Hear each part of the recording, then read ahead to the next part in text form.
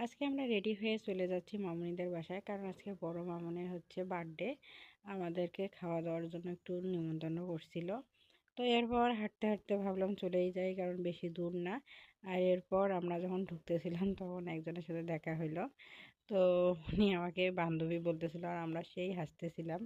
ওনাকে বললাম যে ভিডিও করা যাবে কিনা, উনিও বলে যে হ্যাঁ, হাই দিছিল।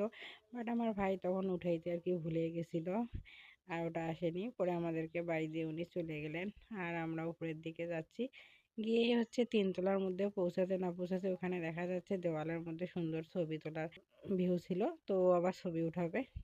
ওখান থেকে আমাদেরকে আনুষ্কা দেখেই ঘর থেকে হচ্ছে চিল্লাচ্ছিল যে আন্টি চলে আসছে, আন্টি চলে আসছে। এরপর খুলে দেওয়া মাত্রই মামুনি আমার কোলে উঠে বসে পড়ছে। আর আনুষ্কাও খুব ইয়া করতেছিল, আমরা যাওয়াতে খুব খুশি হয়েছে ওরা। কিছুক্ষণ পর আমরা খাইতে বসলাম। আর এই ছিল আয়োজন। অন্য কাউকে আর নিমন্ত্রণ করা হয়নি, শুধু আমাদেরকেই। আর এদিকে হচ্ছে মামুনিরা দুই বোনে সবসময় লেগেই থাকে। তো হচ্ছে একটু চিনি খাচ্ছিল বলে ওকেও খেতে হবে। এদিকে কান্না করতেছিল বাটি নিয়ে, আমরা এদিকে খাবারটা খাচ্ছিলাম। এরপর খাওয়া দাওয়া সেরে যখন আসবো, আসার সময় দুই বোনে কান্না করতেছিল আমার সাথে চলে আসবে। তো আনুষ্কার যেহেতু পরীক্ষা ছিল, ম্যাথ পরীক্ষা, তো এই কারণে ওর মা ওকে আসতে দিচ্ছিল না। ও আসবে, আমরা অটোতে উঠে গেছি। ও তারপরও দৌড়ে এসে ওখানে ওঠার চেষ্টা করতেছিল। তারপর যাই হোক, ওকে ওর মা অনেকটা কষ্ট করে নিয়ে চলে গেল।